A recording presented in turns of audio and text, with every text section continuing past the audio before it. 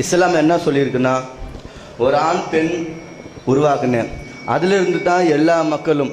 அப்படி இருக்கும்போது இந்து கிறிஸ்துவ எந்த 2 மதம் உருவாச்சு. இஸ்லாமிய நம்பிக்கை பிரகாரம் உலகத்தில் கடவுள் நேரடியாக படைத்தது ஒரு ஆணையும் ஒரு பெண்ணையும் தான். கடவுள் முதல்ல படைத்தது ஒரு ஆண் ஒரு பெண்ணு தான். அவங்களிலேருந்து பல்கி பெருகி தான் நம்ம எல்லாருமா இருக்கிறோம். நீங்கள் இந்துவாக இருங்க, நீங்கள் முஸ்லீமாக இருங்க, கிறிஸ்துவராக இருங்க, நம்ம எல்லாருமே யார்கிட்ட வந்தால்தான் ஒரே தாய் தந்தையர் வழியாக வந்த சகோதரர்கள் என்று இஸ்லாம் சொல்லுகிறது. இப்போ நம்ம ஒரு 700 கோடி மக்கள் இருக்கிறோன்னு வைங்களேன். ஒரு 1000 வருஷத்துக்கு முன்னாடி கூட இருந்திருக்க மாட்டோம். ஒரு 100 கோடியாக இருந்திருப்போம். இன்னொரு 1000 வருஷத்துக்கு முன்னாடி போனீங்கன்னா 10 கோடியாக இருந்திருப்போம். இன்னும் கொஞ்சம் முன்னாடி போனீங்கன்னா 5 கோடியாக இருப்போம், 1 கோடியாக இருப்போம், 100 இருப்போம், 50 இருப்போம், 25 இருந்திருப்போம். 2ல் போய் முடிஞ்சிடும். இப்படியே குறைச்சிக்கிட்டே போனால் என்ன ஆயிரும்? அப்படி 2ல் போய் முடிஞ்சிடும். அந்த 2 பேரில் இருந்து தான் நம்ம எல்லாருமே வந்திருக்கிறோம் அப்படின்னு சொல்லுது. அப்போ அந்த சகோதரர் என்ன கேட்குறாருன்னா, அப்போ ஒரு தாய் தந்தையர் வழியாக நம்ம எல்லாரும் வந்திருக்கும் போது எல்லாம் ஒன்று இந்தாவே இருந்துடலாம். அவங்க இந்துவாக இருந்தால் நம்மளும் இந்தாவே இருந்துடலாம். அவங்க முஸ்லீமாக இருந்தால் நம்ம எல்லாரும் முஸ்லீமாக இருந்துடலாம். அவங்க கிறிஸ்தவராக இருந்தால் நம்மளும் கிறிஸ்தவராக இருந்துடலாம். நம்ம எப்படி ஆனோம்? ஒரு தாய் தந்தையர்லேருந்து நம்ம பிறந்திருக்கும் பொழுது இத்தனை குரூப்பாக எதுக்கு ஆனோன்னு கேட்குறாரு. எதுக்கு ஆனோன்னு சொன்னால் இது ரொம்ப சிம்பிள். அவ்வளவுக்குலாம் நீங்கள் போக வேணாம். இப்போவே நீங்கள் பார்க்கலாம். அதை இப்போ ஒரு தாய் தந்தைக்கு 4 பிள்ளை 4 இருக்கானா இல்லையா?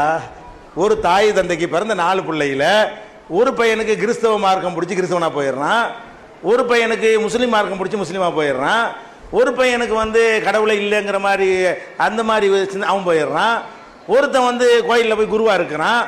ஒரு தாய் தந்தைக்கு தான் பிறந்தாங்க. ஒரு தாய் தந்தைக்கு பிறந்தாலும் மூளை எல்லாருக்கும் தனித்தனி. மேற்று என்னது? கடவுள் சிந்திக்கிற திறனை மூளையையும் தனித்தனியாகத்தான் படைத்திருக்காரே தவிர ஒரு தாய்க்கு பிறந்ததுனாலேயே அதே கொள்கையில் அப்படியே இருப்பார்கள் என்று மனிதனை கடவுள் என்ன செய்யலை, படைக்கவே இல்லை. அப்போ நம்மளா மனிதன் என்ன செய்வான்?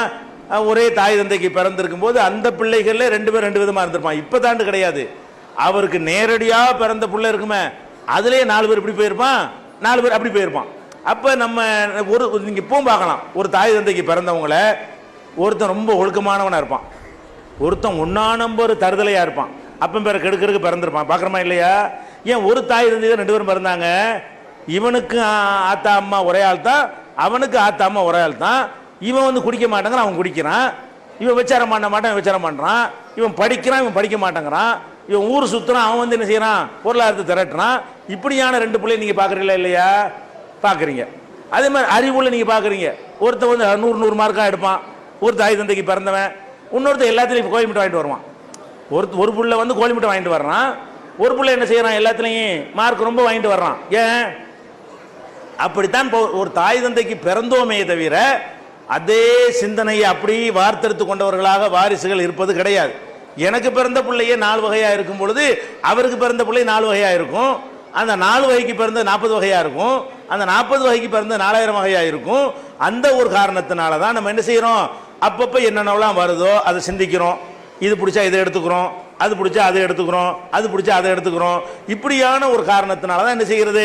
இப்போ கிறிஸ்தவ மார்க்கம் இயேசுநாதர் வந்தார், அவர் மார்க்கத்தை சொன்னார், அது பிடிச்சவங்க அதை போய் ஏற்றுக்கிட்டாங்க.